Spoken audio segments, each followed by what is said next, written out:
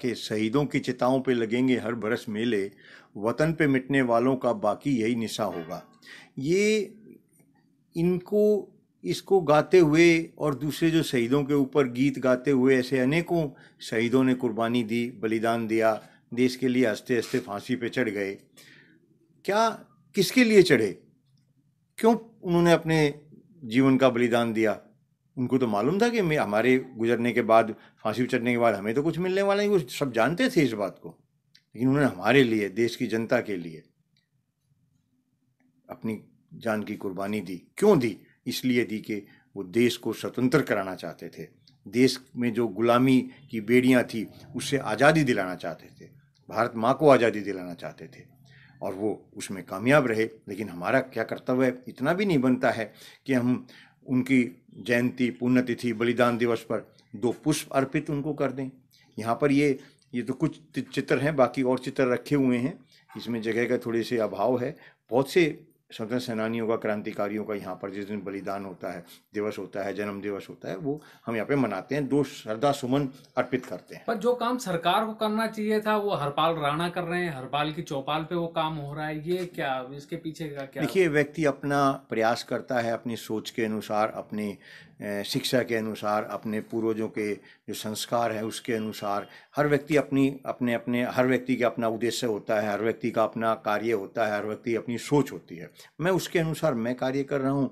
जो लोग सरकार का काम करते हैं, सरकार में काम करते हैं, वो सरकारी काम होता है, उसमें तो मैं नहीं कहूँगा, लेकिन मैं अपना प्रयास करता हूँ। हमने यहाँ पे कुछ चीजें देखी। एक एक आप चौपाल भी लगाते हैं आपने यहाँ प्रत्येक बुधवार को, जिसमें दिल्ली से ही नहीं, देश के अनेक अनेक प्रदेशों से लोग आते हैं। फिर यहाँ पर आपने कुछ औषधियों के लिए भी काम कर रखा है, शहीदों के लिए काम कर रखा। तो इसमें ऐसा लगता है कि सेवा सहयोग आंदोलन, तो सेवा सहयोग आंदोलन इसके पीछे का जो ये सेवा सहयोग कह सकते हैं, आंदोलन तो नहीं कहना चाहिए।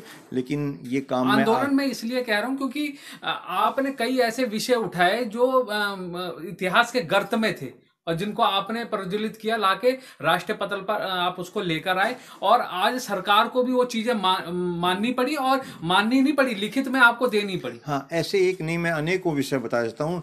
महान स्वतंत्रता सेनानी जो भगत सिंह जी के नाम से 2007 में एक चंडीगढ़ हवाई अड्डे का नाम घोषित किया गया दोनों राज्यों को, हरियाणा और पंजाब दोनों के द्वारा। लेकिन वो 15 वर्षों तक उसको नहीं माना गया।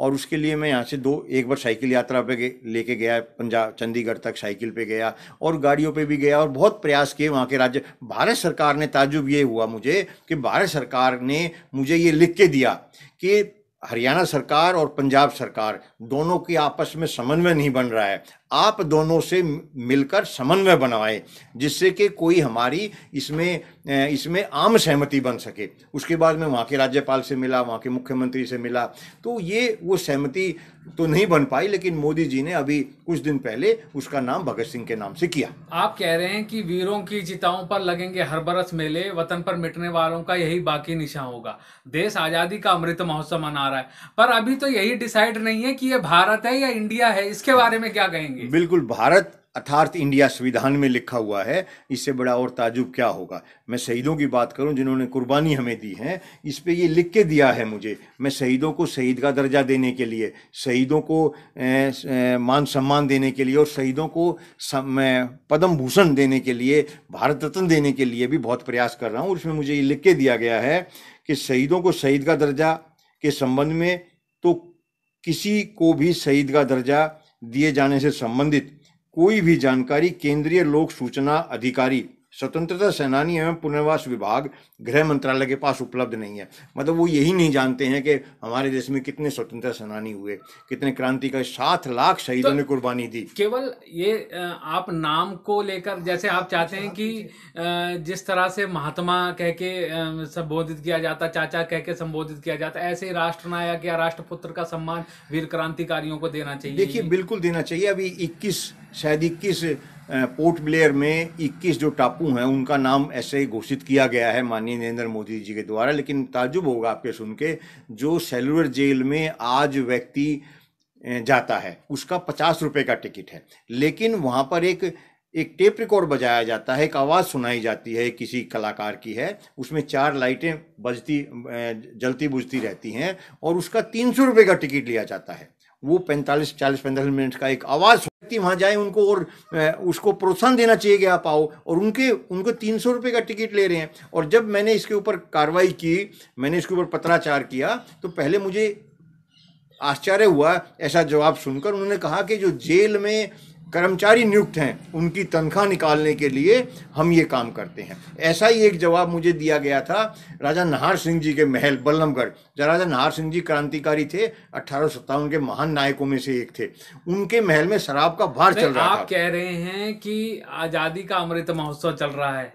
मैं नहीं कह रहा, सरकार मना रही है। सरकार आजादी का, हमारा और आपका सबका वो अमृत महोत्सव, हम हाँ, भारत में रह रहे हैं। हाँ, सरकार नए पार्लियामेंट में ला रही है, नया पार्लियामेंट बनाया है, नया लोकसभा बनाया है, विधानसभा, सभी चीजें उसमें इंक्लूड करी गई हैं। बिल्कुल। परंतु उसमें तो नया वो संसद भवन बन रहा, वो बन रहा, पर क्रांतिकारियों के तो जो स्मारक है उसमें दारू के ठेके खोले जा रहे हैं। यही बल्लभगढ़ में ऐसा चल रहा था। कई वर्ष तक प्रयास किया गया, बहुत से साथियों ने प्रयास किया, उसमें मैं कई वर्ष तक उस पर प्रयास में लगा रहा है, और वो वहाँ पे जाके अब मैंने बंद कराया और बंद हो गया है वहाँ पर। और अभी जो है, एक खुशखबरी की बात ये है कि अभी कुछ दिन पहले मुझे एक जवाब आया है पोर्ट ब्लेयर सरकार से। उन्होंने ये कहा है कि आपके द्वारा जो ये टिकट कम करने की बात थी, ये हम भविष्य में इस पर विचार कर रहे हैं और इसका निर्णय जल्द होगा, ऐसा मुझे लिख के आश्वासन दिया है। मुझे लगता है कि ये विषय भी, इसका समाधान होगा। मैं एक चीज जानना चाहता हूं, जैसे इन क्रांतिकारी जो अनाथ क्रांतिकारी थे, उनको आपने एक यहाँ पर अपने एक स्थान बनाकर वहां पे उनको पूजने के लिए बनाया। क्या ऐसा जो आज अनाथ बच्चे जो घूम रहे हैं, क्या आपको उनमें कोई चंद्रशेखर आजाद, भगत सिंह नजर आते हैं, राजगुरु नजर आते हैं? क्या उनके लिए भी आप कोई मांग करेंगे सरकार से? बिल्कुल। देखिए, ये बहुत महत्वपूर्ण विषय है और मेरे पास पिछले 10 वर्ष का रिकॉर्ड है। दिल्ली में पहले अनाथ बच्चों को पेंशन दी जाती थी, मेरे पास लिखित में है, लेकिन 2013-14 में अनाथ बच्चों की पेंशन दिल्ली सरकार ने बंद कर दी। आज भी 4 राज्यों में वो पेंशन दी जा रही है, लेकिन भारत सरकार इसके अलावा वृद्ध पेंशन देती है। ये जो राज्यों में पेंशन मिलती है, ये भारत सरकार देती है।